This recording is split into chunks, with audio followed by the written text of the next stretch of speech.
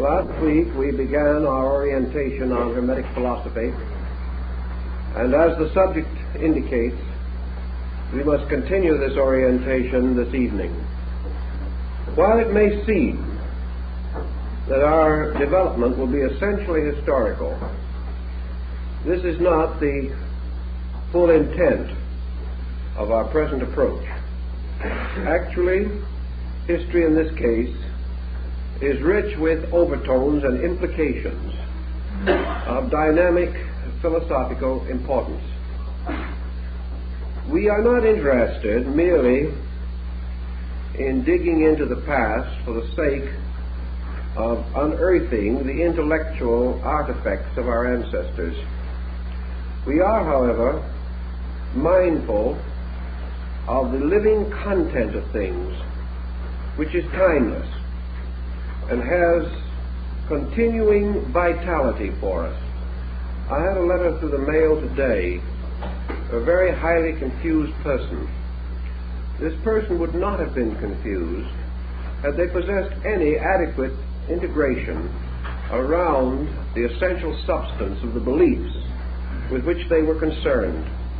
The living person today, in the search for his own believing, finds it very important to defend values and to protect himself against the superficial attitudes and false interpretations which are so common in relation to great systems of religion and philosophy. We have to have a certain amount of factual background.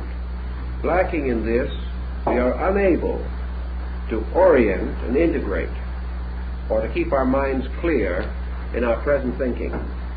So if we sharpen our thinking a little, it will do us no harm in our daily living, where we have been inclined to save the mental instrument, protect it from labor, and come too quickly into easy believing, for which there is never any really adequate reward. We have taken this evening three parallel systems for consideration: the Hermetic philosophy, the Gnostic philosophy, and the Neoplatonic philosophy.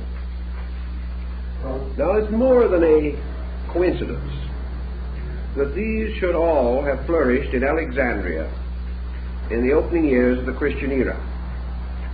It is also not a coincidence that all of these were closely involved in the rise of Christianity. Nor is it by any means accidental that in a strange way, as St. Augustine points out, these three sects were in large measure responsible for Christianity. Now, this does not mean he did not certainly intend to imply that Christianity had merely copied these doctrines. Rather, that Christianity, confronted by three schools of the magnitude of these, was forced to make very definite plans of its own. It was forced to overcome at an early date as many of the divisions within its own structure as possible. It required a united front against a world that was not ignorant, not stupid, and not gullible. It therefore was a challenge, and it was this tremendous challenge that to a large measure resulted in the final Council of Nicaea and the Christianizing of the Western Roman Empire. Had it not been for these sects, it is very likely that Christianity might have dissolved in its own internal discords. But confronted by these large enemies, it gathered its resources, defined its position ever more clearly, and finally came to a condition of ascendancy.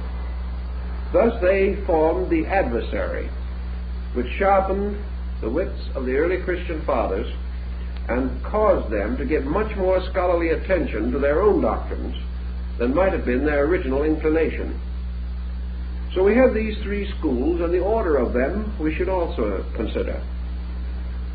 For antiquity, the Hermetic philosophy was probably slightly the elder.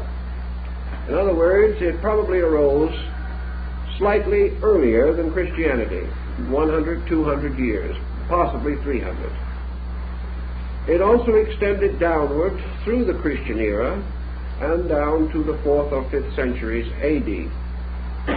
The second in historical descent was Gnosticism, which belongs to the first Christian century primarily.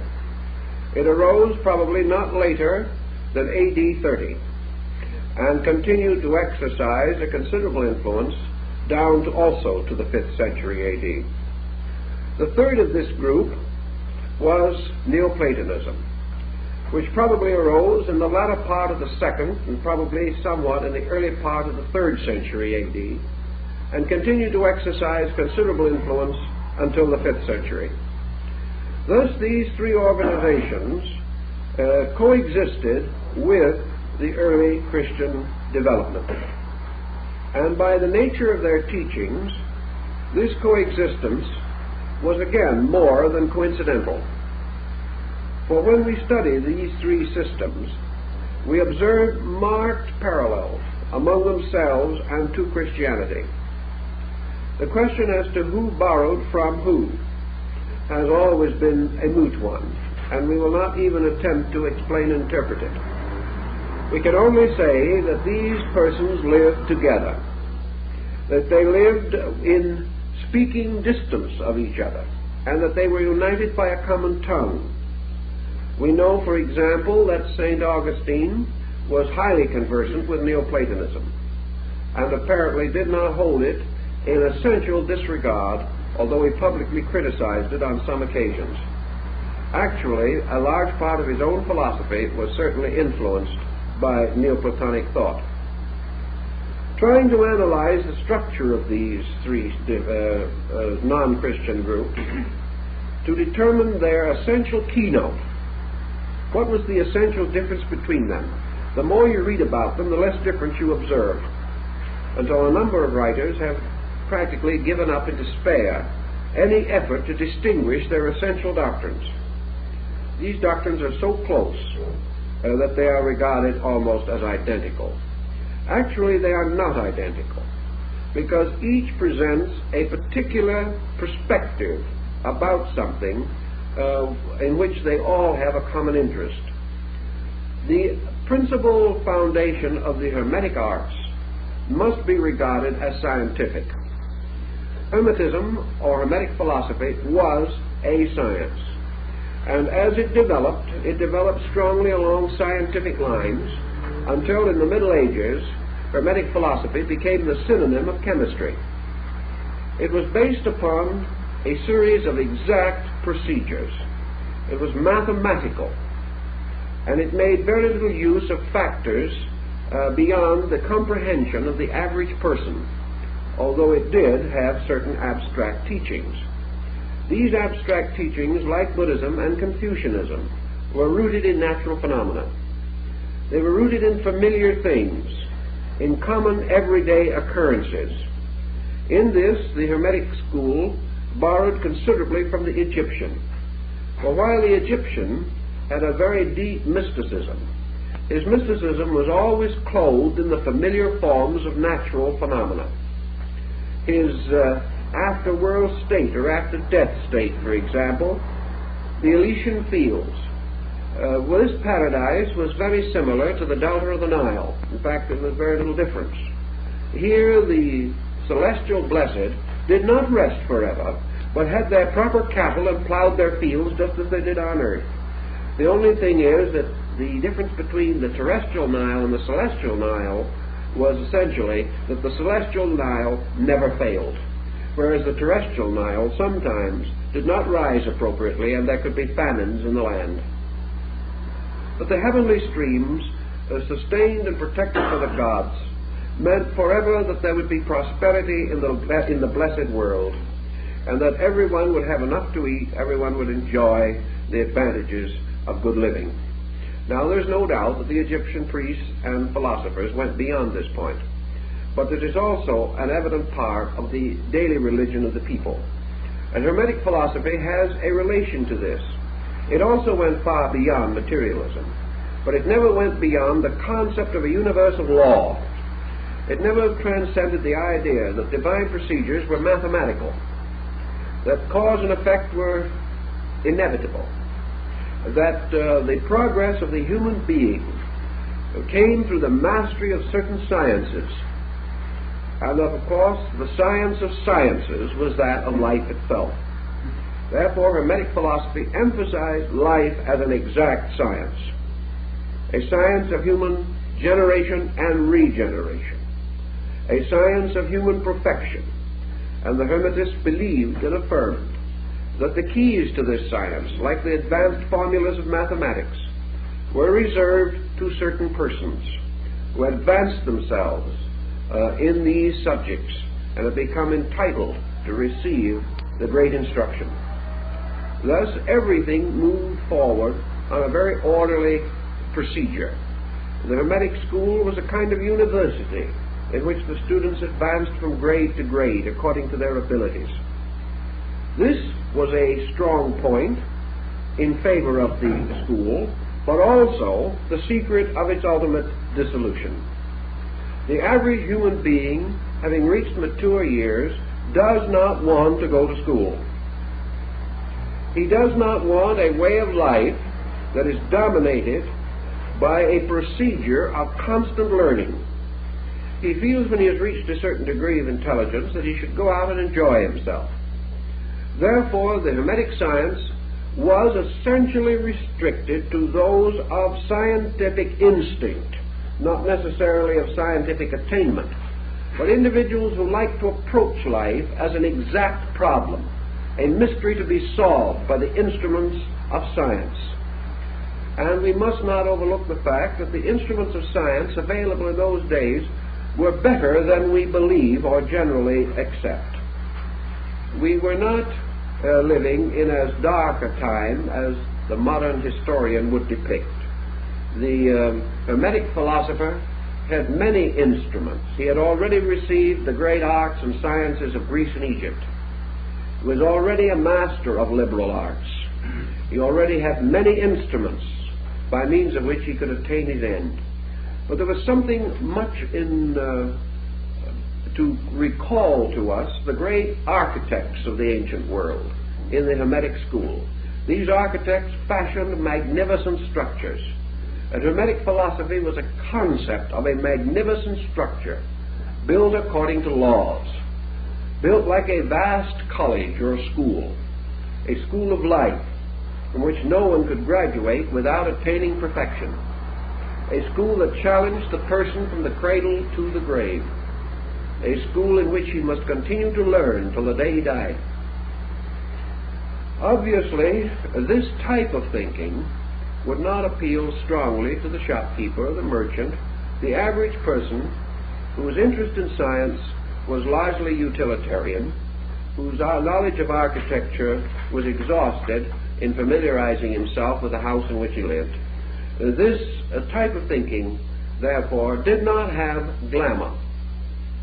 It did not have the magnetic appeal of mystery, finally, because the Hermetic school was constantly declaring that there was no mystery in mysticism, that mystery was an illusion, that actually what we call mysterious is nothing but that part of the universe about which we are ignorant, that there can be no real mysteries, and the person growing up is not a magician, not a wonder worker, he is a scientist, gradually familiarizing himself with laws and keeping them, and gradually developing a great ethical, spiritual code based upon these laws. Therefore, actually, in a sense, an exact way of life, built upon observation, experimentation, reflection, and tradition. As inheriting the sciences of ancient Egypt, the Hermetic philosophers, therefore, thought in terms of medicine. They thought in terms of legislation, of jurisprudence and common law. They thought in terms of mathematics, astronomy, and music. They were distinctly working with subjects which had to be skillfully mastered. And the real proficient was the person who developed the skill to do these things superbly. And education was to give him the skill, not only to practice the daily sciences known at the time, but also the skill to reorganize, redeem, and perfect his own life. Everything was therefore rather a highly educational program, intensely directed toward the person who, having gained what education he could in the world in which he lived, desired to go on and learn more about how to perform specific tasks, learn how to build a better ship, learn how to rediscover and use the lost secrets of Tyrian dyes, learn how to perfect chemicals and drugs, learn how to perform delicate surgery on the human body, to learn chemistry and physiology and anatomy. All these things came as part of the Hermetic doctrine, overtoned, however, by the great concept that all knowledge was sacred. Therefore, that the physician and the judge and the lawyer were actually priests of a universal mystery. And the Hermetic philosophy points out that the end of all of this knowledge is to discover the wisdom and the exactitude and the goodness of divine providence. Thus it is quite conceivable that the Hermetic physician could be of interest and value today to a great many persons. Perhaps our modern scientists are deficient principally in the Hermetic overtone, this overtone that science is divine, that the scientist is not one who must build a religion, but rather a man who must experience the immanence of all divine matters in the very exactitudes with which he daily works. Now this, in substance, I think, is the perspective of Hermetic philosophy as distinguished now from these other groups that we wish to discuss. Now, what is the perspective of Gnosticism? Not long ago on Sunday morning we gave a discussion of the Gnostic ideals of Valentinus. Therefore, we will assume that many of you heard that. We will digest it a little, but try to cover the ground for those who did not hear this lecture. Gnosticism, which arose in both Syria and North Africa, in the first century, within the first 30 or 40 years of the Christian era, had one peculiar disadvantage from the beginning.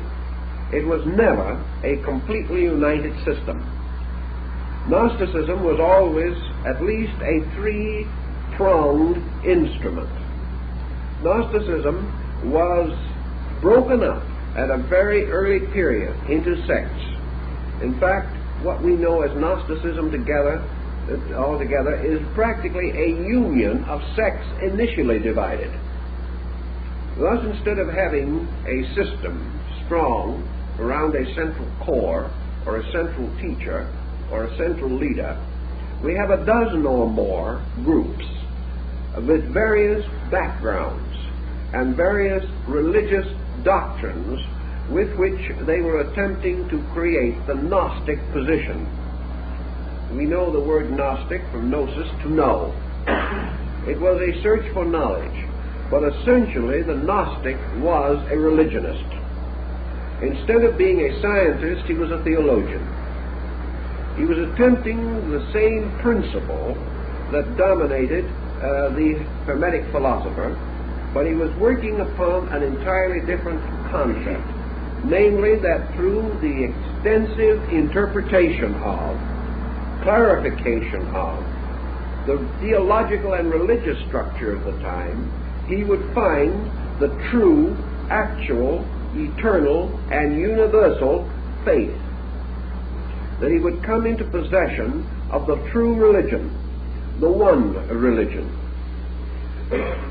Early in his experience, therefore, by the very diversity of his background, the Gnostic began to be a student of comparative religion.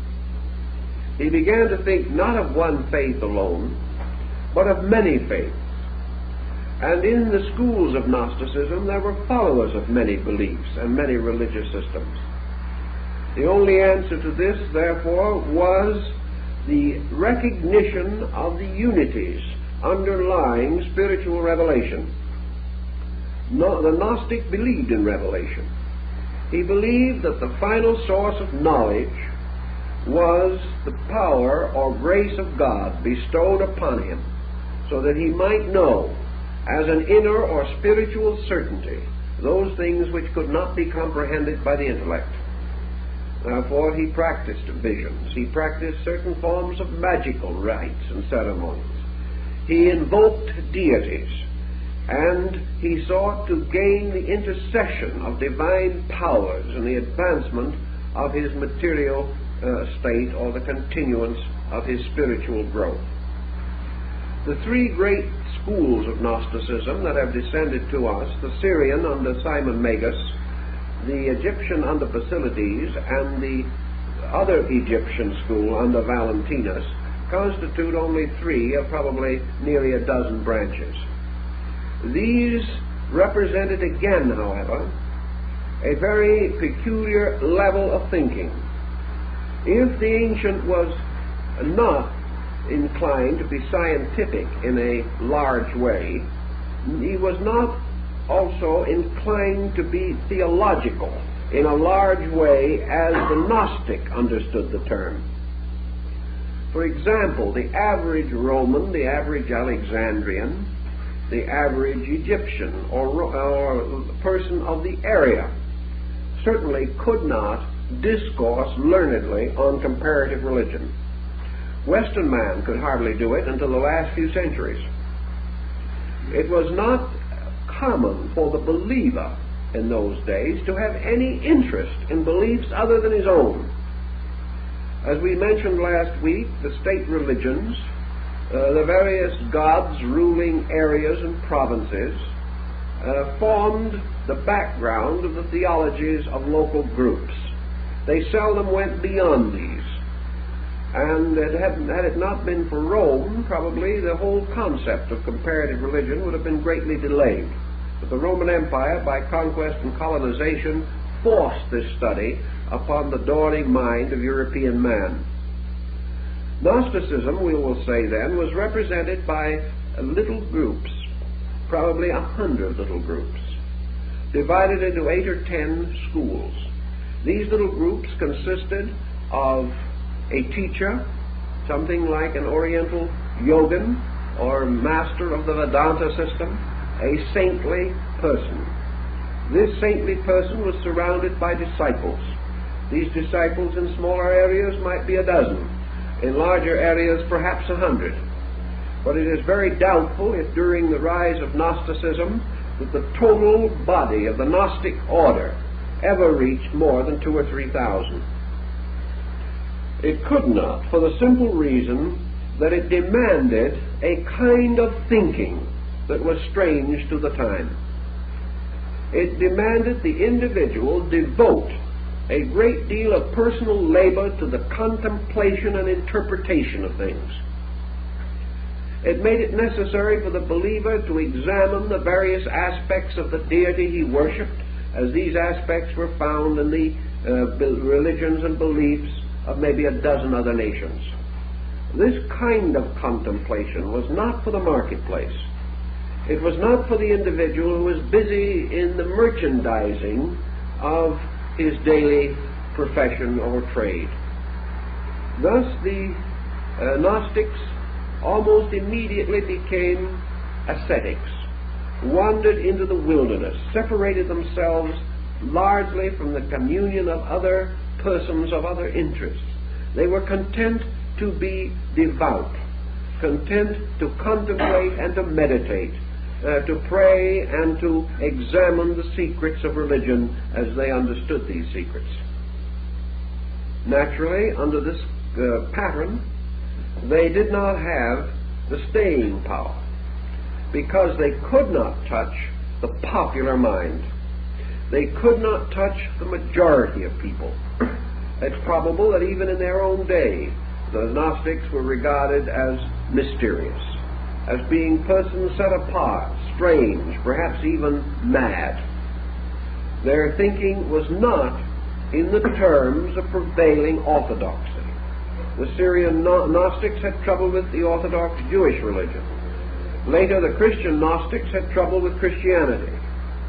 The one link between the Gnostics and Christianity that remained strong for a considerable period of time was the link of the teachings of St. Paul. The Paulian group was very close to the Gnosis, and many of the Gnostic teachers quoted St. Paul as being the outstanding example of the teacher of their time relating to the mystery of Christianity. Now, the Gnosis moved toward Christianity, and Christianity certainly enveloped phases of the Gnosis. But there was always a conflict there that could not be completely reconciled, the nearest point of reconciliation being in the works of Paul. In Gnosticism, for example, the principle of redemption was an eternal principle, ever functioning. The principle of redemption in Gnosticism was unhistorical. It was known to the first man, and it would be known to the last man, because redemption was an attribute of eternal deity itself.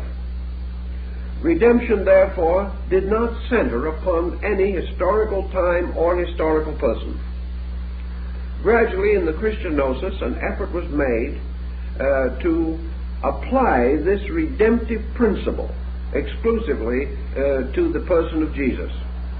The Gnostics made a valiant attempt at this, but when you look in perspective over 18 or 1900 years, the patchwork, the tragic difficulties which their philosophy or religion passed through in this effort to combine itself with another doctrine, these difficulties become increasingly apparent.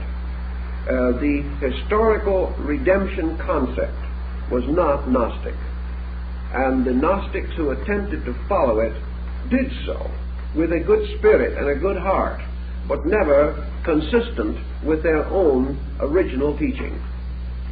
Thus, Gnosticism was a religion seeking a universal experience of God. It was a little bit in the feeling of the teachings of Akhenaton. It was this sudden bursting forth of the realization that there was only one God, and that this one God was the God of the friend and the enemy, the God of races and nations, and had an existence beyond all attributes, all terms, and all names that could be bestowed upon this divine principle. Immediately, the Gnostic deity begins to emerge, and we are in the presence of a universal, eternal, unchangeable principle of mystery. Mystery, however, which is penetrated primarily through religion. A mystery which is approached by utter humility and complete devotion, seeking always that mysterious hour which no man knoweth, the hour when the grace of God shall richly descend upon the individual. Now, Gnosticism, having created a perfect God, or having conceived one, found itself upon the horns of a dilemma, because from this perfect God it must explain an imperfect universe. It must proceed to develop the idea of how this God could produce less than itself, how this deity, forever wise, forever good, forever beautiful, could be responsible for the confusion which existed even in Alexandria in the first century. Because, after all, man's confusion, like his living, has been eternal. In order to explain this mystery, Gnosticism assumed or expounded what is called emanationism. This emanationism is of Platonic origin, but its relation to Plato gradually vanished as a factor in thinking. This emanationism is to the effect that as this resplendent and magnificent divine power, perfect and effulgent in all its parts, is the radiant core, source, and heart of things, its radiance extending outward forms a kind of halo or nimbus. And this first brilliant nimbus surrounding the mysterious, unknowable core of things, the Gnostics called nous, or mind. They declared, therefore, that mind was the revelation of that which was beyond the mind and above mind, and that the creative works of the world were accomplished by a mind suspended from a consciousness, that this mind was subservient to that consciousness, and that this mind ultimately returned to that consciousness, either in the form of the individual mind or in the collective universal mind. Then this effulgency, continuing to radiate outward, like the streamers of the corona of the sun, gradually radiated further and further into darkness. And as it radiated, it became weaker and more diffused, until these emanations of light became less and less powerful, and were ultimately absorbed, dissolved, or eaten up by the darkness of space. Therefore, imperfection constitutes that part of existence or creation in which the rays of the central consciousness are not strong enough to control or to blaze through and reveal themselves. And the absolute circumference of existence is matter. And matter is that part of life in which the light has been absorbed until it is no longer obvious or apparent. The Gnostics, being essentially dualists, then affirmed that what we call matter is essentially the principle of evil. That evil is this darkness. Evil is the victory of space over spirit. This victory is the inertia which is at the extreme circumference of action. It is not a central inertia, but a circumference inertia, in which, as Plato points out, if you stand close to the light of the candle, you can read the book. But if you are 20 feet from the light of the candle, you can no longer read the book, because the light is not strong enough. In the same way, if we stand close to the nous, or the source of light, we can read the book of life. But if we are far removed from it, the light is not strong enough, and we cannot read. And the minds and bodies of men, having dissolved and absorbed this light into themselves, it is no longer available for immediate purpose of illumination. In this dark circumference, then, the spirits of negation had their abode. And in Gnosticism, it is only fair to point out that they did not actually believe in a principle of evil. They believed, however, in the existence of beings in whom darkness dominated, therefore in whom light was not sufficient, and what we call the bad person, or the demonic person, is the one whose light is so obscured that he can no longer live by it. Thus, the Gnostics had a very handy and convenient framework upon which to develop a very complicated system of analogies. They were able to prove that the impoverishment of light is the cause of darkness. They were able to demonstrate to their own satisfaction, therefore, that materialism is simply the impoverishment of light.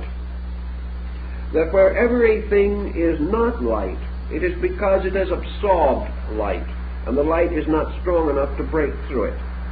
Under the Gnostic system, therefore, the great purpose of life was to release the light, was that the individual, through a decision or determination of his own mind, must choose to free the light in himself. He must dedicate himself to such work, such labors, and such processes as would so purify and redeem his nature that the light could be released. Thus, all growth was a release of the divine life from within things. This concept was also derived from Plato, but the Gnostics developed it into their very complicated eonology, in which they conceived of man gradually, by various disciplines, refining himself, choosing to separate himself from darkness, choosing to overcome the ignorance, which was the opacity of himself, so that the light within him could shine through, and that he could release the imprisoned light, so that this light could return to the source of light, the divine aeons from which it came. In order to achieve this, according to the Gnostics, the presence of nous, or the divine mind, the firstborn of the eternal, gave the discrimination, gave the insight, gave the aspiration and the rationalization necessary to liberate man by an action of his own will. By means of mind, man is therefore forever at the gate of liberation. The Gnostic, however, was not optimistic enough to overlook the fact that mind could also be a destroying power.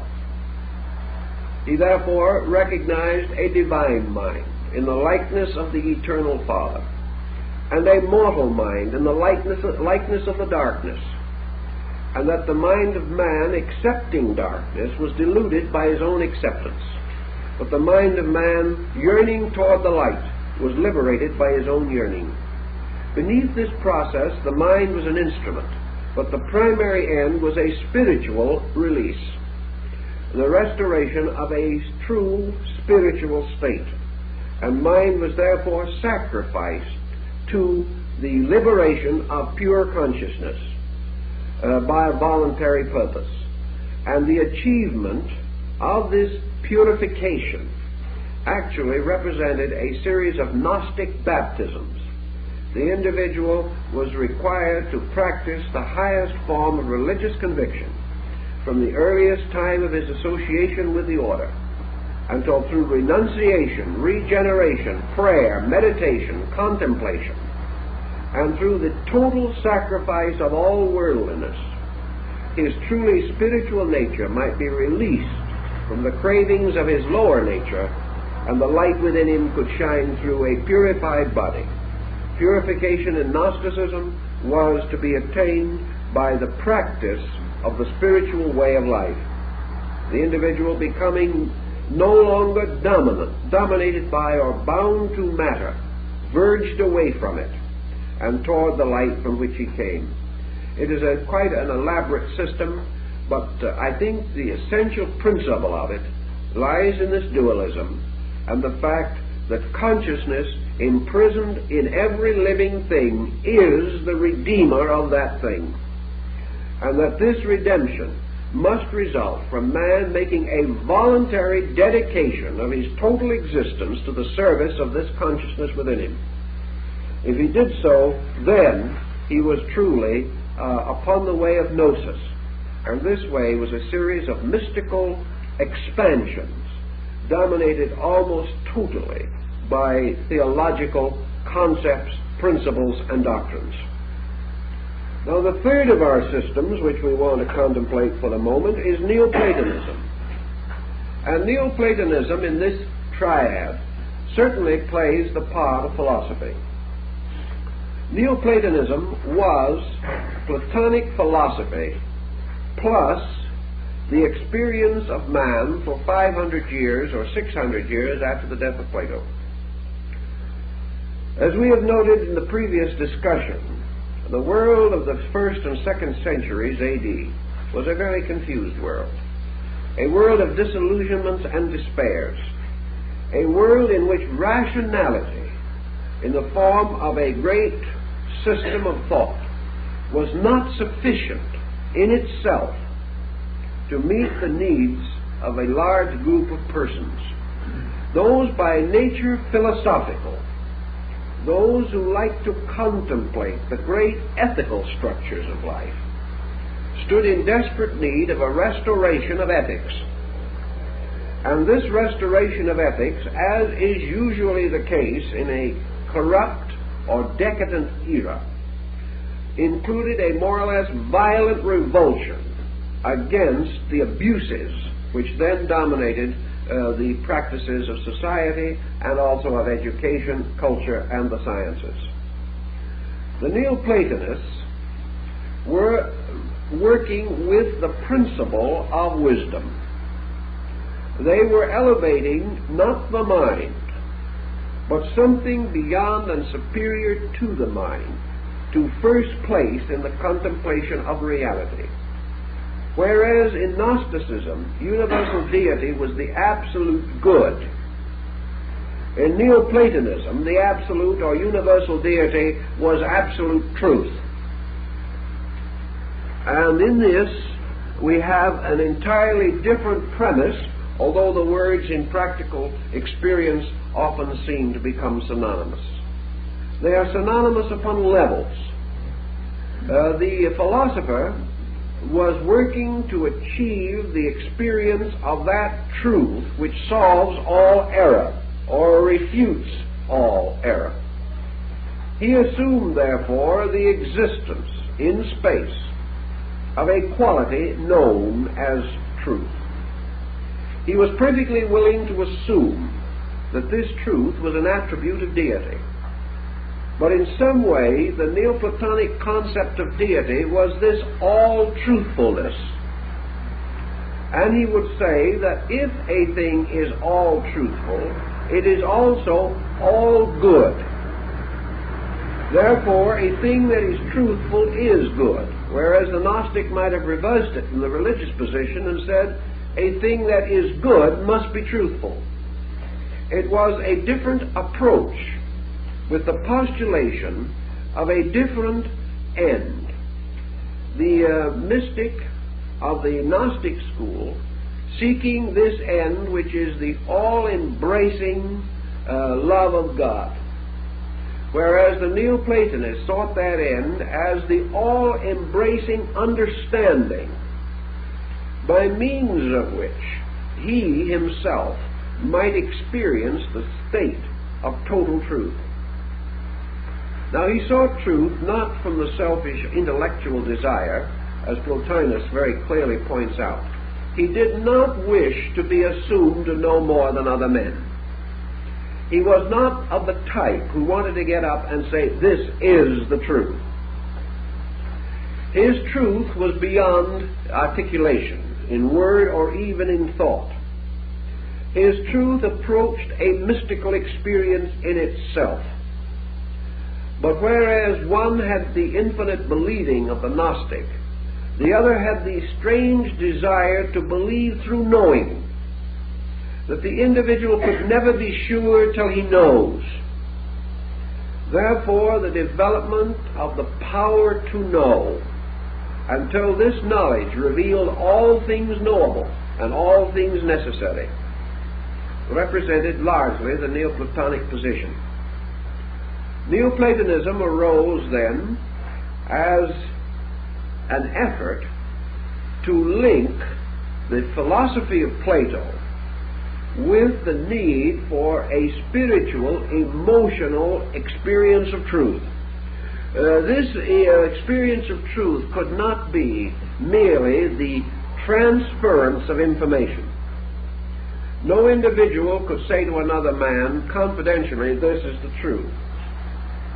Even if it was so, and even if the statement was true, there could be no communication of truth apart from a dynamic experience which involved the immediate sense of internal knowing on the part of the person to whom the so-called truth was communicated. Truth could never be anything worldly. It could never be the truth about planets or comets or the tides or the seasons. This truth had to be the all-truth, which was man's experience of the true discovery of his relationship to everything that exists, including himself. And in order to have this experience, he must also have the full experience of the wonderful world structure to which he was intimately related. He must not only think of God and about God, he must think with God. So Neoplatonism was this search for truthful thinking, thinking with the mind of God. Thus, as the Hermetic philosophers might have assumed God to be absolute law, and the Gnostic school absolute good or absolute virtue, so in the Neoplatonic school, God was the continuous state of absolute knowing. God knows all things. God is a state of eternal knowing without center or circumference. That which knows all things notes also the sparrow's fall. God is a universal knowing beyond mind, a knowing which is seated in the heart-mind structure of every creature, so that man is capable of a kind of knowing that is without mind, a kind of knowing that is strangely passionless, and yet when experienced is a total experience from which no part of the being can escape, and which causes afterwards the individual to say with a strange finality of revelation, I know. Yet this same person could not say what he knows, because his knowledge is not of things, but of the eternal value which lies beneath all things. Thus, knowing in Neoplatonism is practically and functionally this internal power to know value, to apperceive or apprehend essential essence in things, and to experience identity with essence. Neoplatonism, therefore, would follow in the Buddhist concept that while man seems to have a mind and seems to have a knowing power, he is actually knowing with the mind of God, whether he knows it or not.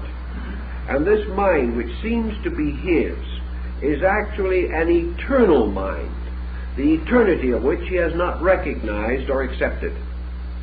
Thus, Neoplatonism carries with it a certain pattern of acceptances of the presence of value where it might not immediately be suspected.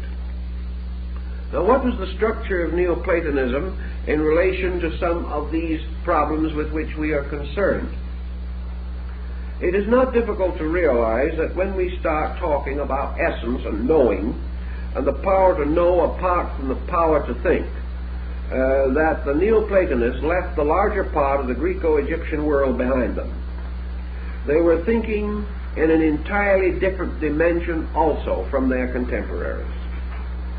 Furthermore, although Neoplatonism had within it a large number of the elements of a religion, it was not essentially religious. It was essentially a descent of the great idealistic philosophy of the classic Hellenes. As a result of this, it lacked many of the elements of glamour. St. Augustine, analyzing it in his own time, held that as far as value content was concerned, Neoplatonism was entitled to have become a world religion. It had a tremendous contribution to make, and even Augustine admitted it. But he declared that it could not accomplish this. First of all, because it did not have anything to focus the public mind.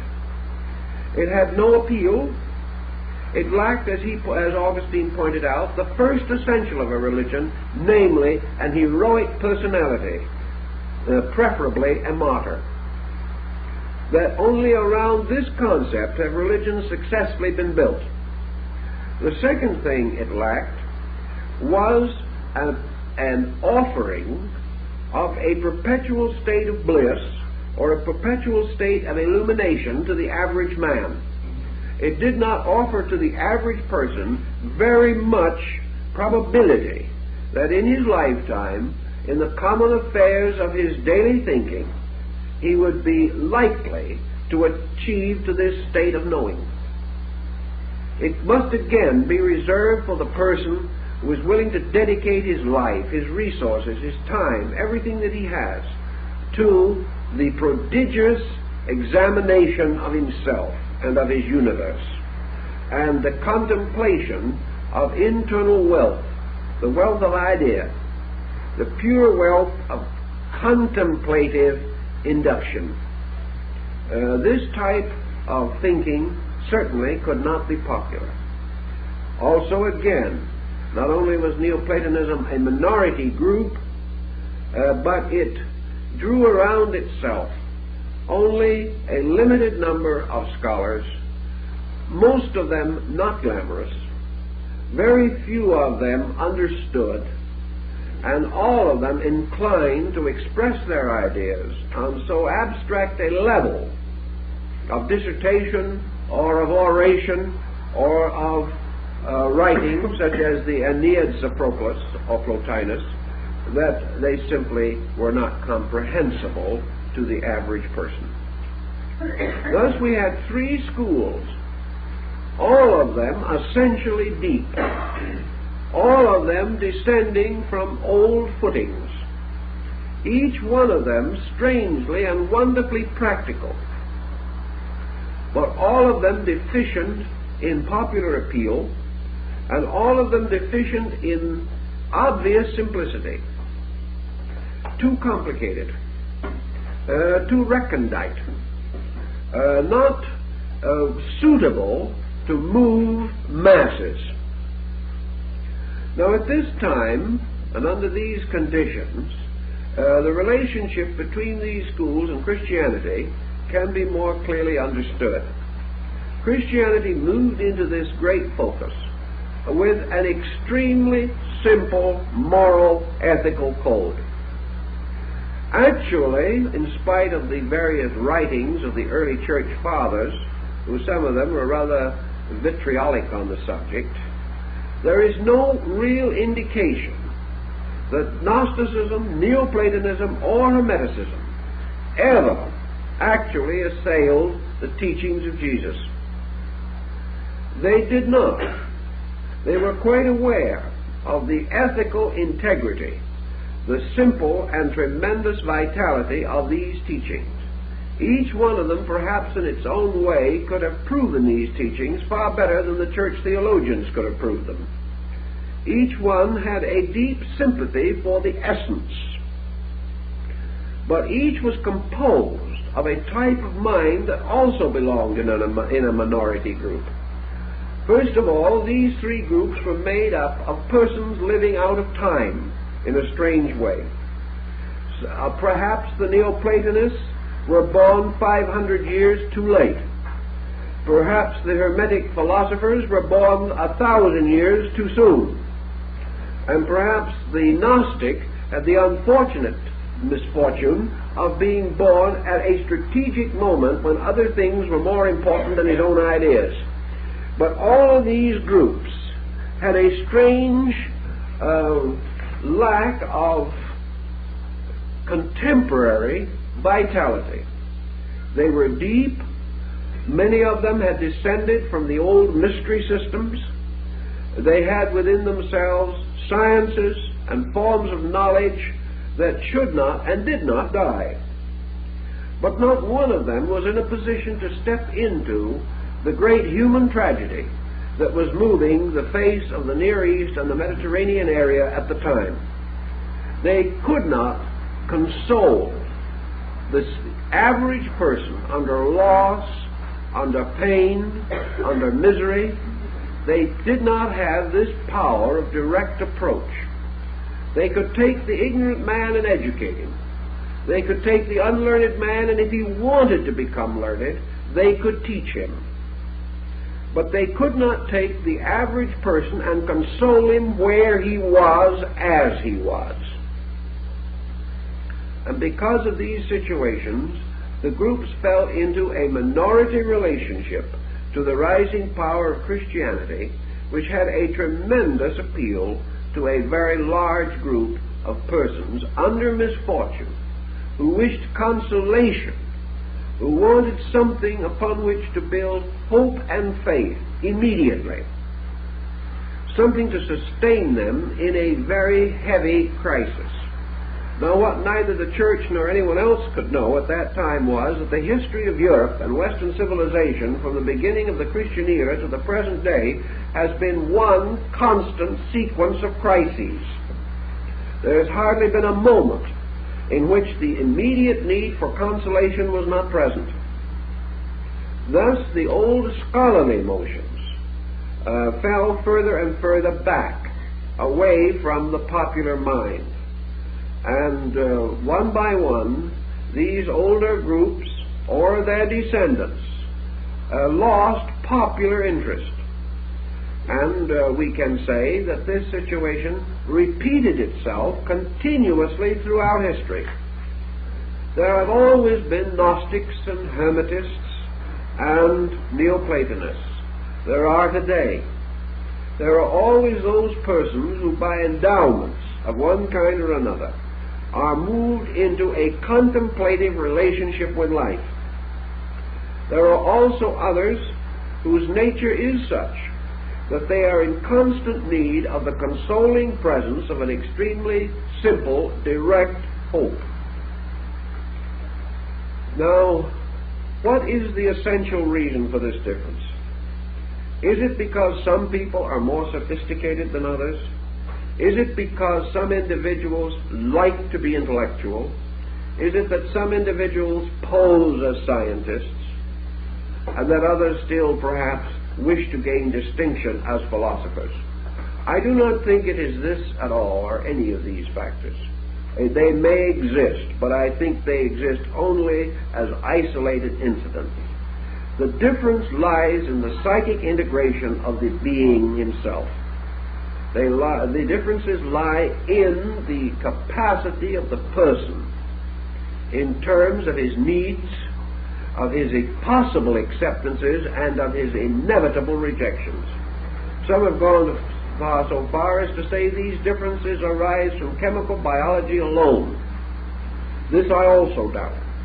But there is no doubt that there is a psychological chemistry in man, and that this chemistry produces different types of persons, due to their own backgrounds, due perhaps, if we believe in rebirth, to earlier existences and previous experiences.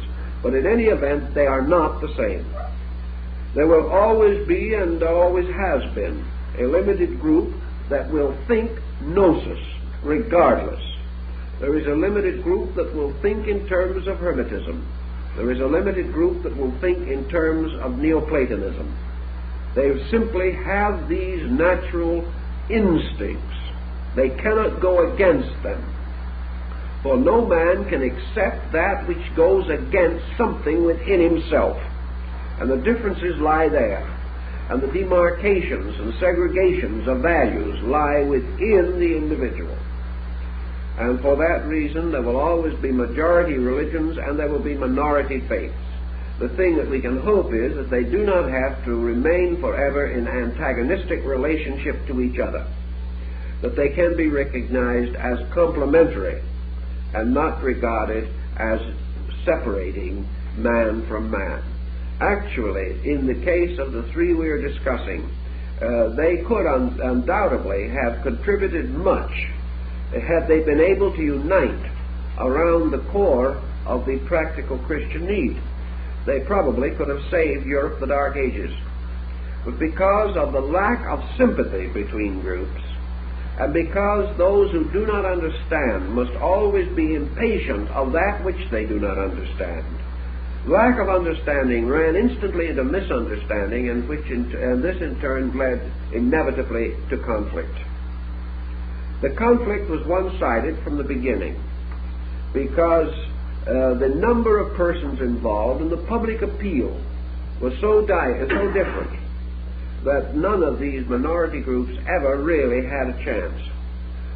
They could not compete. They could not actually survive as such. But we also have to realize that leaders, regardless of what they lead, must of themselves also have attributes of leadership. And in the background of Christianity, there were a number of persons, Christian by conviction and conversion, and yet by nature and mind, scientists. Abstract intellectual powers certainly dipped deeply into Neoplatonism and into Gnosticism. And as a result of this, the church itself gradually passed into a schismatic state in which the heresies began to appear. These heresies resulting very largely from the intellectual individuality of leaders. which continued to beset the faith even after these other organizations no longer presented a challenge. Actually, therefore, we must recognize that these three great systems, and several others, to lesser degree, have influenced the rise of Christianity. They have influenced its doctrines. And as we have said, the uniting of the Christian front against these non-Christian movements hastened the rise of hierarchical Christianity. That is, the rise of a strong central church government capable of clearly stating its own convictions. And this in turn called up the councils, the various gatherings, the synods, and the assemblies in which the great ecclesiastical principles were variously debated until gradually the Christianity that we know took form and appeared. Now, if we have these patterns a little bit familiar to us, we can see essentially that even in our own thinking, as in those days, the individual is not united. Synesius of Alexandria was a Christian bishop, a Neoplatonist, a Gnostic, and a Hermetist at the same time, and found no difficulty, no conflict, no contradiction, and no heresy, simply because he had not the kind of intellectual capacity that pigeonholed various concepts within his own nature. He was perhaps more able to build a magnificent faith upon the total reconciliation of the inconsistencies between these doctrines. He was also able, by the grace of God, to retain his orthodox standing in spite of all of these modifying circumstances. He therefore represents, in a sense, the synthesis of these beliefs, and to our thinking today, a rather outstanding example of the possibility of religious reconciliation. Now, reconciliation in our time does involve very strongly the problem of these three schools, and still, to a measure, the prevailing orthodoxy in which these schools function. Today, for example, we have in the world a prevailing orthodoxy. Whether it be a Christian orthodoxy or a Hindu orthodoxy is not important at the moment. We have the majority of the human beings of this world religiously integrated around certain simple, basic beliefs. These beliefs include certainly the reality of the existence of God, the immortality of the human soul, and the victory of good over evil. These beliefs are disseminated even throughout the so-called Soviet Union, and every effort of materialism in that area to overthrow these beliefs has notably failed. These beliefs exist in China, they exist in India, and in all parts of the world. Thus we have a tremendous body of belief in fundamental spiritual value. And yet, just as we had this tremendous body of believers in those days and in these times, we now find ourselves in the presence of the long shadow of a highly exaggerated Hermetic thinking. We have in that the rise of science. We have the gradual recognition that we live in a scientific universe. We have man exploring the exactitudes of space, depending completely upon such sciences as mathematics for the possible calculations by which he seeks to attain his ends. And mathematics, as Pythagoras pointed out, is the first science of God. Thus we have an excessive intellectualism which has not yet achieved the Hermetic position, namely that knowledge is suspended primarily from God as fact, the inevitable thing as it is, that God is total reality. and that this reality is the totality of all things known and unknown, and that no matter what we can ever know, we can never discover that which destroys the fact of reality. For all knowledge is the triumph of reality over superstition or ignorance. Thus, the infinite universe of realities, of facts, of scientific procedures, this universe is held within the tremendous principle of all fact, all reality, all procedure. And this principle is alive. This principle is a dynamic, not a static. And this principle permeates all other things with itself, so that everything that exists bears within it the stamp of reality. And man's search is the search for this reality in things, or in space, or in self. Now here we have then science rising, and even in our modern world, science is a minority group, very definitely a minority group. It lives in the same world with a dynamic religion, yet it is not reconciled with that religion. Yet its essential discoveries and principles are not irreconcilable with religion. They simply stand apart, much in the same way that Hermetic philosophy and the early rise of Christianity, these stood apart. They had more in common than they ever knew, but they were never able to cement this common understanding. They were never able to bridge across between faith and fact. They never could recognize faith as another name for a scientific procedure. They were never able to recognize that the ways of faith are as scientific as the ways of atomic research. Because of this same division between two systems of thought, we are producing a generation of human beings in whose natures there are strong, irreconcilable, or at least unreconciled divisions.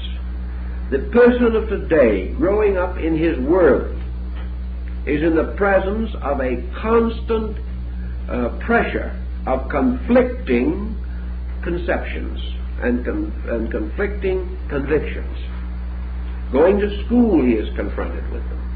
And at the present time, our policy is, if this person is potentially the type of material, what we hope will become an intellectual leader, is to pass him through 4 years of college. The purpose of this being primarily to destroy his idealistic convictions. We might just as well face it. That is what it amounts to. The purpose of it is to make him worship knowledge, and never to reveal to him that knowledge is merely the manifestation of the knower, and that without the universal knower there could be no universal knowledge to challenge him. So we have this conflict, which inherited from the past, from little minority squabble 19 centuries ago, could very well, and does very often, land the modern young person in the juvenile courts because of conflict. Therefore, we cannot say that this long problem should just be allowed to drift, nor should we overlook the examples and the wisdom and evidence of the past relating to these things. Now, as we go along in this, we find there are other minority groups. As distinguished from the popular mind, a structure very difficult to analyze at this time, because it doesn't seem to be very sure of what it is thinking, if at all. In distinction to the popular mind, we have what we term the intellectual. Now, the intellectual, or the mental type, the individual who is searching for knowledge per se, he is not necessarily searching for mathematical formulas. He is searching for the power to know, and the end of knowing, of course, is the knowledge of good and evil. The knower, the intellectual, also presents a problem.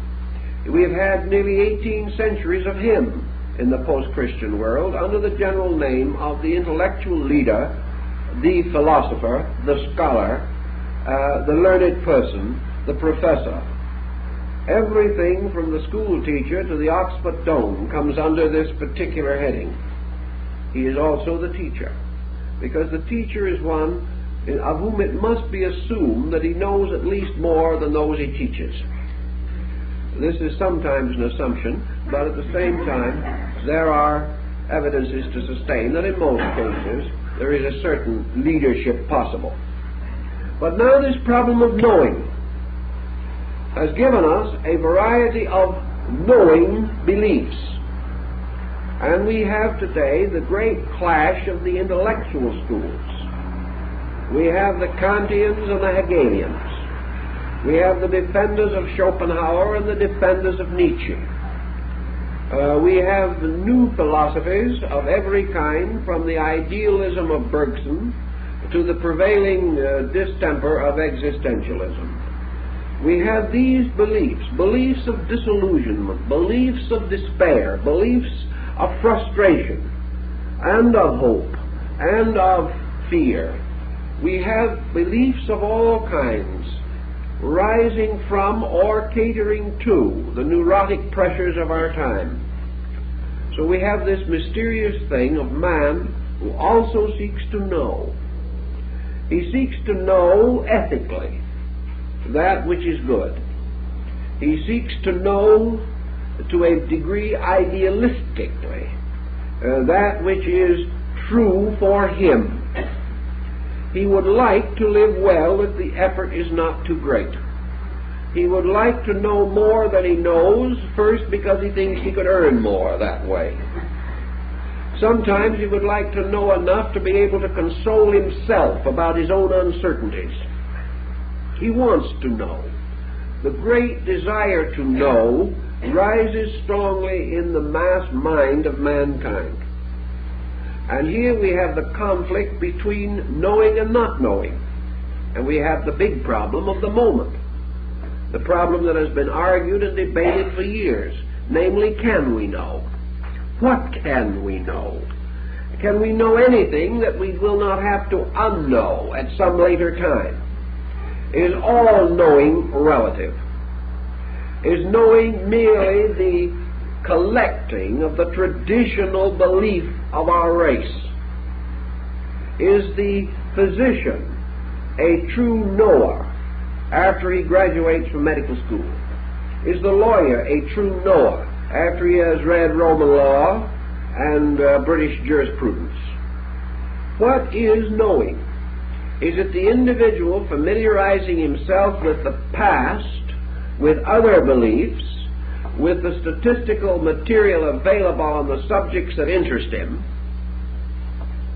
Is this knowing merely the handing on of report? And we have this very strongly in education.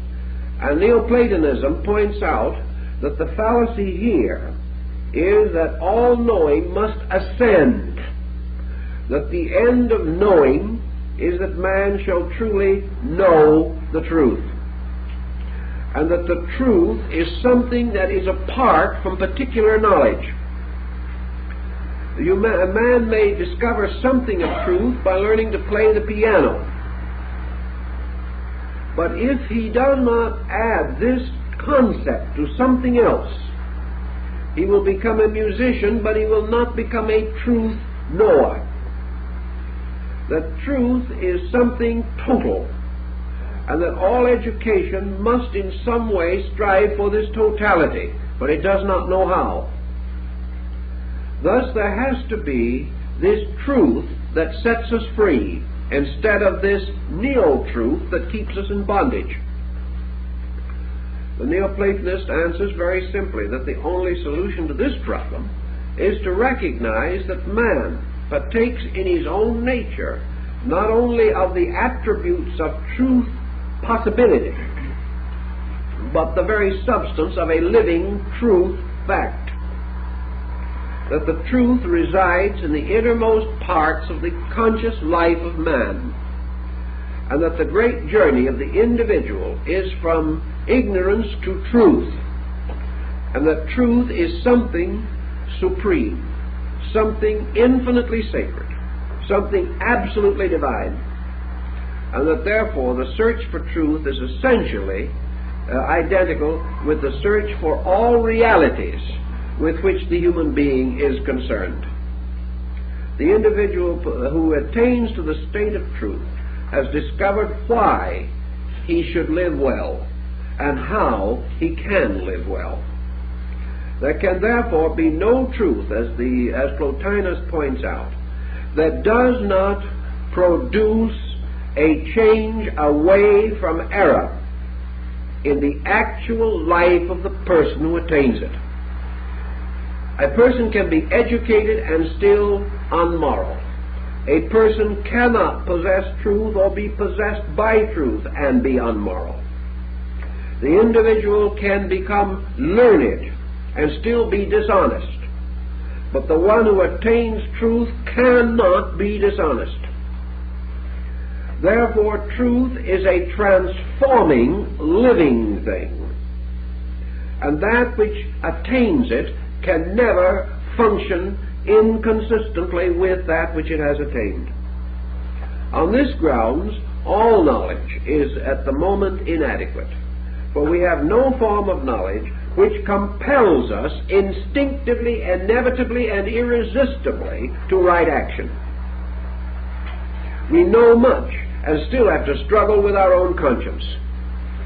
We know exactly what we should do, but we haven't the courage to do it. The truths we so-called possess are not dynamic enough to give us the vitality for the fulfillment of themselves in conduct. This is the great burden of Neoplatonism, and it is certainly the burden of Confucianism.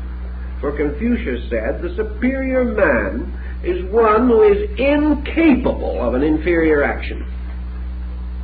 It isn't one who doesn't perform it because he knows better. It is the one who is incapable of it, because the instinct which has given him this superiority, moving from within himself, is irresistible. It is moving from the same or deeper source, or as the source or as the cause of his previous difficulty came from. He is moved from within to compromise. When truth is his, he is moved from within not to compromise, and he will always follow inward motion. And the reason why he does not do well always at the present time is because inward motion does not impel him to do well. So truth now becomes to Neoplatonism the irresistible, redeeming, regenerating, civilizing power. And nothing can be said to be true that does not change people for the better. It may be a fact that the tides are affected by the moon. It may be a fact that there are certain formulas by which atoms can be split. It may be a fact that they have been split. But unless the discovery of how to split atoms carries with it such a tremendous spiritual experience that the person who splits the atom can never, from any motive or reason, permit that knowledge to be used for anything but good. Unless that is there, there is no truth, regardless of the fact. Truth must be the power that makes us do things well and do that which is good. For the end of truth is to know that which is good, and therefore to possess both the knowledge and the dynamic to perform that which we know. This is the danger pointed out by Neoplatonism in relationship to education. And their cry, their problem, their premise is just as sound today as it was then. And because they were a minority sect and at that time were neglected, those who say the same things today are a minority sect and will be neglected. But that which is said is nevertheless true. And whether it is accepted or rejected, as Neoplatonism points out, truth is unmoved, like the old American Indian proverb that is said to have been inscribed around the walls of the study of King George V of England. The moon is not frightened by the baying of wolves. That which is does not change, regardless of whether it is accepted or not accepted. Thus, Neoplatonism has its offering of today. Man searching for the dynamic of truth. And if he searched for the dynamic of truth as industriously and as patiently as he has sought other things, for instance, his knowledge of atomics, he would today not only have a great science, but a great morality to control it, which he does not have. Now, what is the contribution of Gnosticism to this little pattern? Here is the third group. This group working on an essentially religious level. The purpose of Gnosticism is the direct search for good. And in this search for good, we come to another problem that confronts the modern world. And that is that with the Gnostics, and certainly with the attitude that they took, we have a large proposition confronting us to find out what is meant by good. The Gnosis says, until we know what is good, we can never do that which is right. What is good? What is this tremendous power of things at the root of existence? What is this power that Aquinas also debates in his double question as to whether a thing is good because God wills it, or whether God wills it because it is good? What comes first, the good or the God? Is God good, or is good God? And if God is not primary and must obey the law of good, then what is the law that God obeys? Or if God is primary and his will is good, then what is the good which he wills? These have been debated from the dawn of religious thinking. But the great problem that Gnosticism pointed out is this great need, this tremendous need, to integrate a common understanding of what is good. Now, they were perfectly aware, even in Alexandria, that we have to approach good on two levels: relative good and absolute good. Relative good we see around us every day. It is a common spectacle, a good which is locked within the dimensions of time, a good which cannot escape from the currency of things, a good which is refutable 100 years from now and was not applicable 100 years ago. There is a good which is also an immediate good, the immanent as opposed to the eminent. There is a good which is so difficult that at the moment it appears evil. There is also this unending concept that the imperfect mind of man cannot achieve to a perfect statement of good, or a perfect definition of good. What we call good is that which is agreeable or likable. What we call bad is that which is disagreeable or unlikable. That which injures another may be good for us. That which injures us may be good for another. All these problems evolve around the effort of man to find the final central orientation of himself. Psychology is approaching this problem as basically as it can, but is also in a little dilemma for the reason that the psychologists cannot decide which of themselves is good. They cannot decide which of their own systems certainly is best. They have therefore as yet no reconciled concept, no over-concept. Now, good can be achieved on a relative basis by a court of law, which will come to justice as far as it can do so in the light of the evidence. And the good judge is the one who, weighing the evidence, gives the most honorable interpretation that he can. But that his interpretation is right, or that the evidence is true, he can never know. Thus, the Gnostic situation was the discovery of the nature of ultimate good. How is it to be done? And because Gnosticism was essentially a mystical tradition, it came to a very simple concept, namely that good cannot be known as a process of the mind. Good can only be experienced as the result of revelation. That good can only be bestowed upon man. That the experience of good is the experience of God in the life of that man. Now, we can also say, of course, that this experience of God may be misinterpreted. That what one man calls an experience of God may not seem so to another.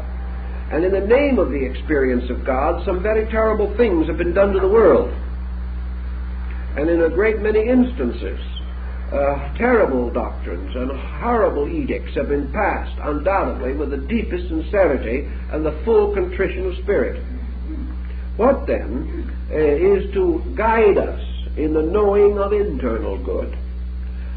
And of course Gnosticism points out that this is the entire concept behind the theory or the philosophy of various purgations of consciousness, or cathartic philosophy, producing a catharsis or cleansing of the individual. Only the individual in whose personal nature corruption has ceased can have the mystical experience of good. If any other person has such a kind of experience, he will distort it and deform it and profane it by the very process of it passing through his consciousness. If he is intolerant, the good will become merely distorted into an instrument for the advancement of his intolerance. Therefore, the individual who has his own purposes can never experience good per se. The only person who can experience good is one who has completely renounced self-interest and has completely renounced the human equation as an influence or part of his life. Thus the demand for the ascetic life, the renunciation of worldliness, the individual achieving a state in which nothing can be important but the revelation of the divine will. Now, the fact that the ascetic goes out and gives up the world does not prove that he is an ascetic. He may also be a neurotic and do the same thing. It does not prove that by any action of his outward person, no matter how consecrated that action may appear, that that action is without ulterior motive. Thus, in the Gnosis, the point was very clearly made that only through years of testing and of trying, only through the most diligent application of principles, the most total and complete analysis of self, and the final renunciation and rejection of everything that is ulterior within the self, can the individual come to the point in which he may depend upon the purity of revelation. But revelation, again, is a relative thing. And revelation, or the experiencing of the good, can come to many kinds of persons. We will not say necessarily that it is complete, any more than Gnosticism affirms that it is complete. But it can be an extension of our present realization of good. Now, the proof that it is a revelation and not an hallucination arises also from the consequences of it. At the moment, there may be no way of testing. And here we come upon a point which has been made much of since Gnosticism and also in psychology, but it is essentially a point in Gnosis. And that point relates to the individual who receives a revelation of some kind. Instinctively, he falls under mechanisms. One of these mechanisms is his desperate fear to apply what he has experienced. the strange, mysterious sensing that if he applies it, he may lose it. This is only an extension of his own doubt about himself. He is perhaps inwardly aware that by nature, constitution, and attainments, that it is unreasonable or unlikely that truth could come to him. As long as he does not apply his revelation, he can always cling to it and hold it to be true. But if he applies it objectively and observes that it does not function correctly, if by application it disproves itself, then this individual is deprived of the support of a spiritual conviction within himself. So he is inclined to be careful not to apply. Yet in Gnosis, the first problem emphasized his application. The truth is revealed, it must then be applied. And if it is true, it will operate. And it will operate constructively. And it will produce nothing different from itself under any condition. If it is true, it will increase truth. If it is untrue, it will increase error. The individual, therefore, whose truth does not produce some kind of good, has no truth.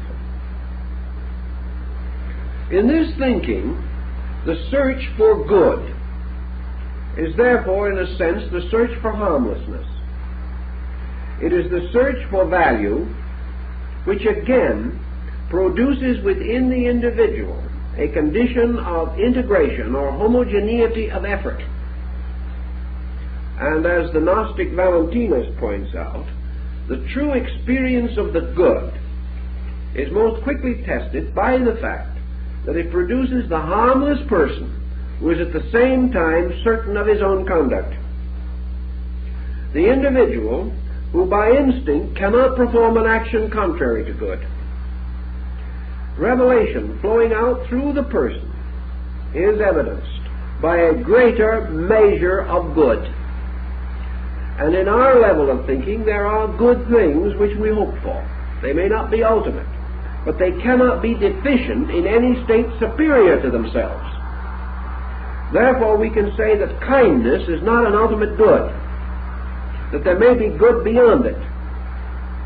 But if that kindness is real, that ultimate good cannot be unkind, because it must not be deficient in any of the lesser forms of itself.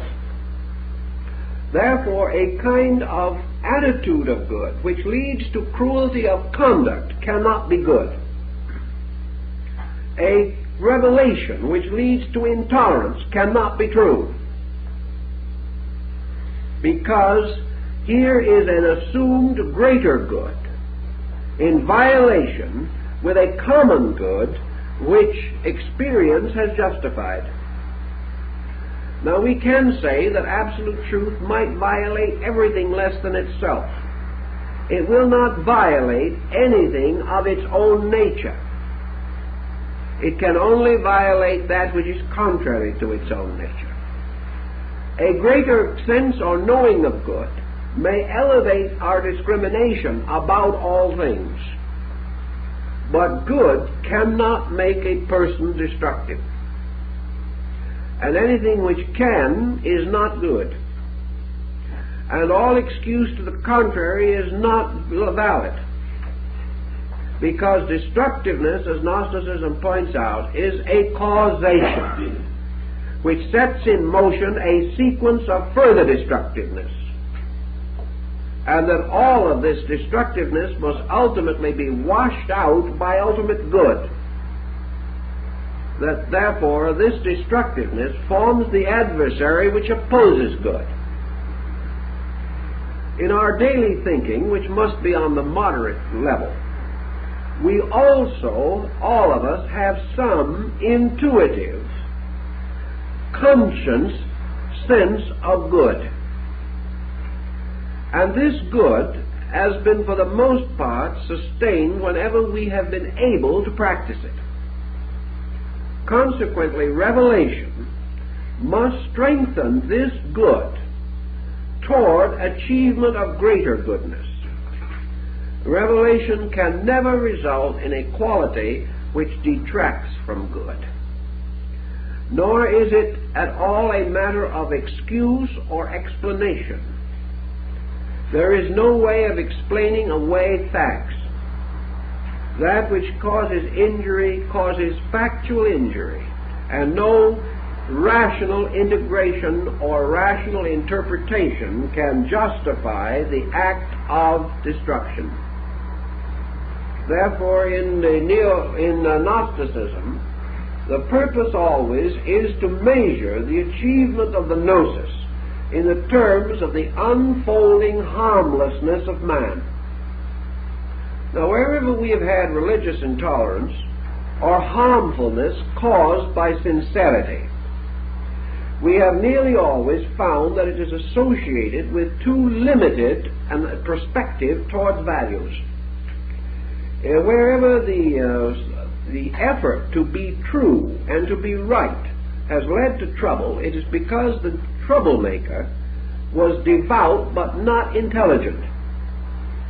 Therefore, good must also indicate or prove the presence of increasing ability to administer the power of good. The individual who achieves a spiritual value receives with his inner understanding a sense of use. It is not possible for an individual to say, for instance, as people have come to me and said, "I've just been illuminated, what did it mean?" You can't have such a situation, inasmuch as an extension of consciousness is an extension of meaning and cannot exist apart from it. And any extension apparently of strange phenomenal circumstances not accompanied by an appropriate extension of understanding must be regarded as delusional of some kind. The individual cannot grow inwardly without improving his total nature. So the Gnostic pointed out that the search for good becomes the supreme career of the truly devout person. For in his effort to serve God, his only protection is his own enlightened understanding. It is the only way in which he can preserve the honor of deity. For if in a benighted, fanatical manner he even tries to serve God, he will disgrace that which he serves. So all service involves man's growing ability to comprehend the good and to act according to the comprehension of the good which he possesses, thus opening the way for the increase of this factor within his own experience consciousness. Now here we have these patterns then, adding up to the problems of our time, coming down to us as directive, as for instance concerned with such a question as where will we all be as a civilization, as a people, 100 years from now? Not necessarily ourselves, we may not be present, but our world collectively thinking. Where will this world be if we lack directives, if we continue to have no more internal resource than we have today? What will our external achievements do to us? And that was the question that the Gnostics were asking, and the Neoplatonists and the Hermetists 2,000 years ago, or nearly so. What are these directions without directive? They simply mean drifting along lines of opportunism or retrenching against immediate disaster without plan, purpose, program, or any design suitable to achieve lasting results. Now, as our primary purpose in this series is not only to compare these teachings, but to point out primarily the Hermetic position in preparation for a study of the actual Hermetic literature itself, I think we must come back now to their premise, the scientific premise, in which they reached out and actually enclosed a large part of both Gnosticism and Neoplatonism. at least the masters of the Hermetic school, intertwined their teachings with those of these other schools and also with the system of Christianity. Christianity perhaps played a less important part in their thinking than the other schools for the simple reason that Christianity was an obvious thing. When you say to someone, do good to others, or be honest, or be kind, or be brotherly, you do not challenge the scientist, nor do you challenge the philosopher. If he is a person of values, he admits that this is true, regardless of what the logic behind it may be. He might be able to spend 10 years and develop the scientific explanation, but it would still only support something so obvious and so undeniable that there would be love's labor lost. There would be nothing gained by such an endeavor. Therefore, these schools sought to work with problems not quite so obvious, but which must ultimately arise in the course of growth, because in the course of growth, everything that is concealed must be revealed. And growth is the unfolding into the obvious of things not obvious.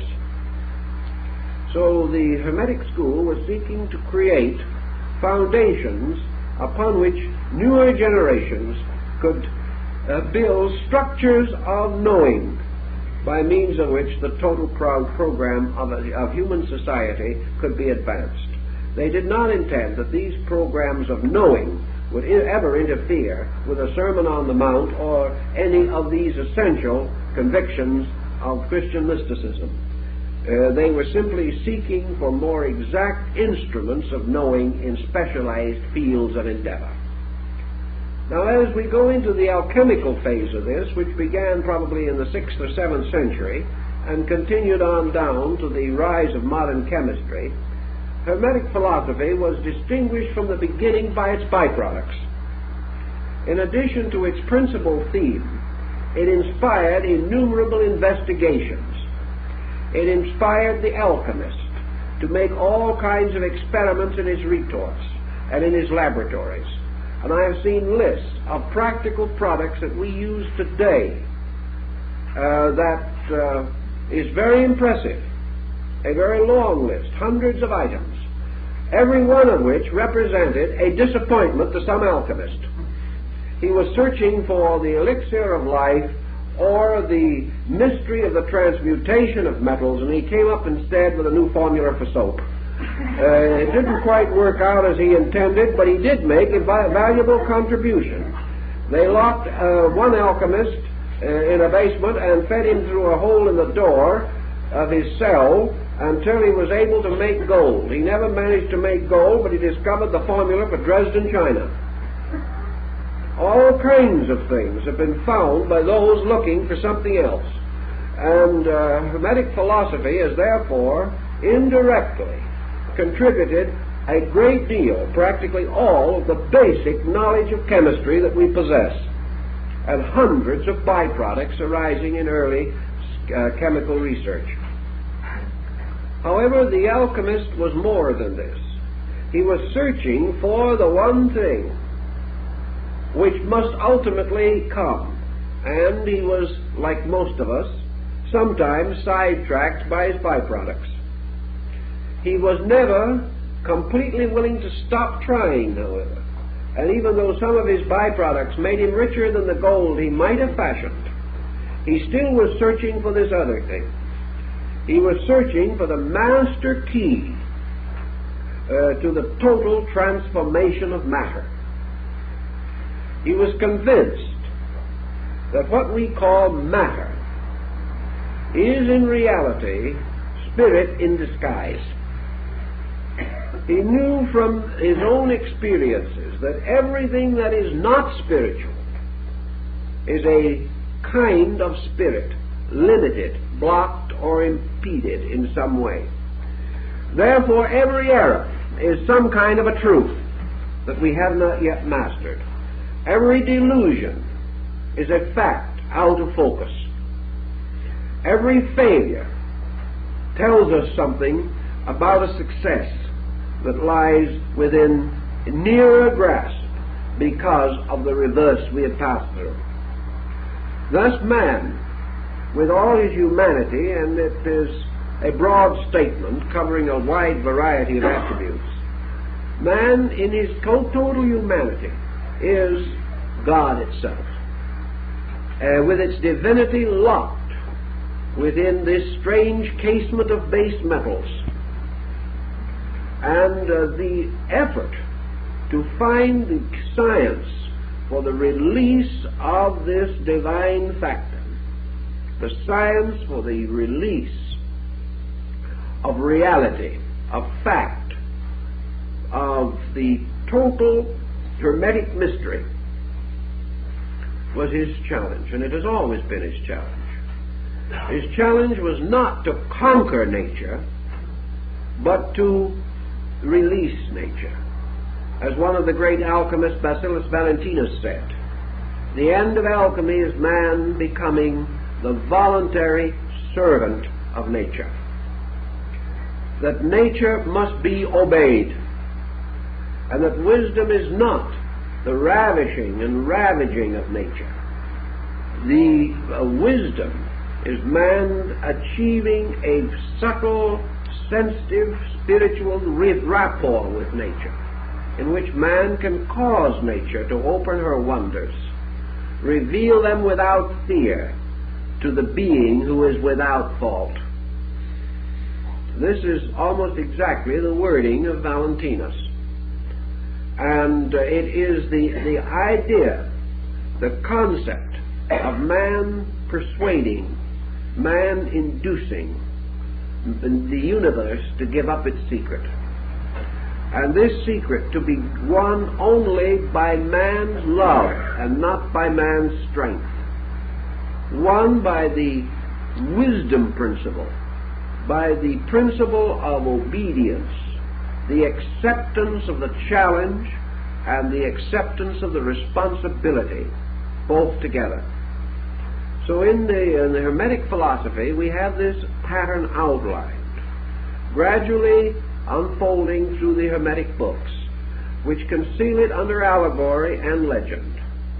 But what the Hermetic philosopher was seeking for was this wonderful, mysterious powder of transmutation, the red lion, the mysterious power which changes all things instantly. And that mysterious power was, to his way of operating, some way locked up in the mystery of universal or divine mind.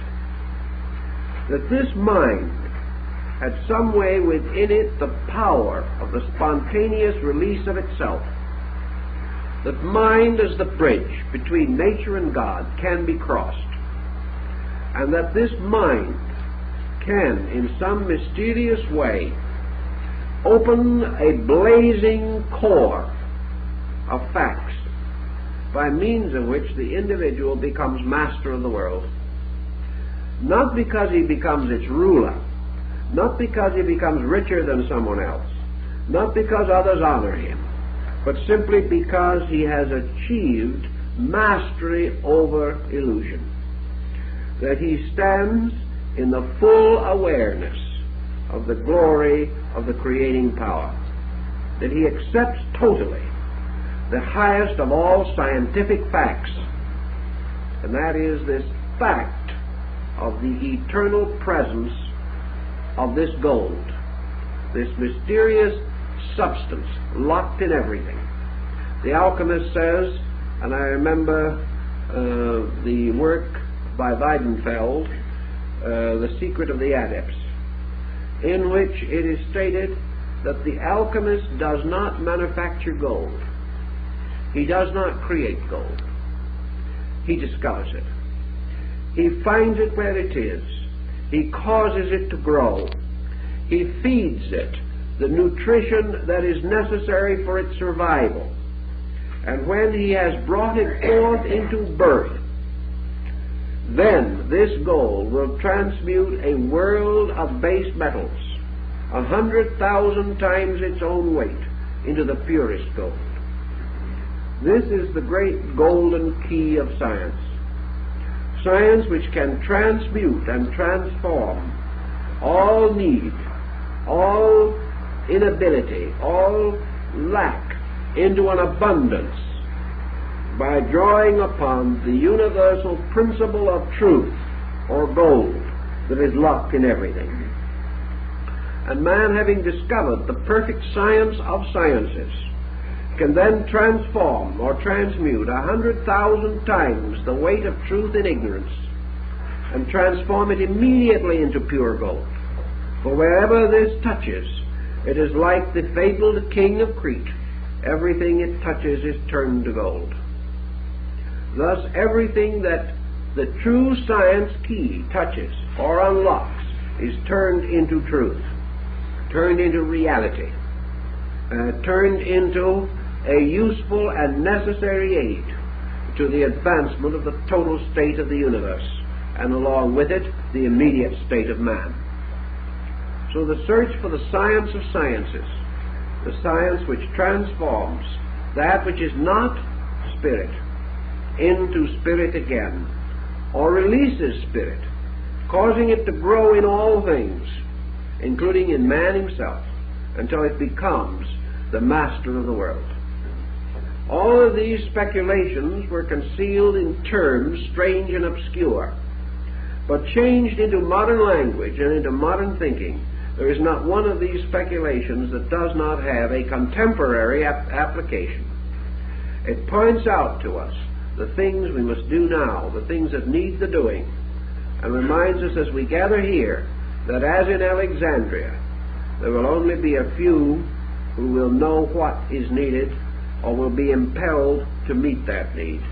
But out of each generation there must be some who will carry on this mysterious golden thread until in the fullness of time the restoration of essential learning can be achieved. Because the answer was there in the beginning, and until men accept the answer, the problems can never be solved. And in these answers that we have suggested, I think we lay a sufficient foundation to go on later with the next step of our Hermetic researches. And thank you very much.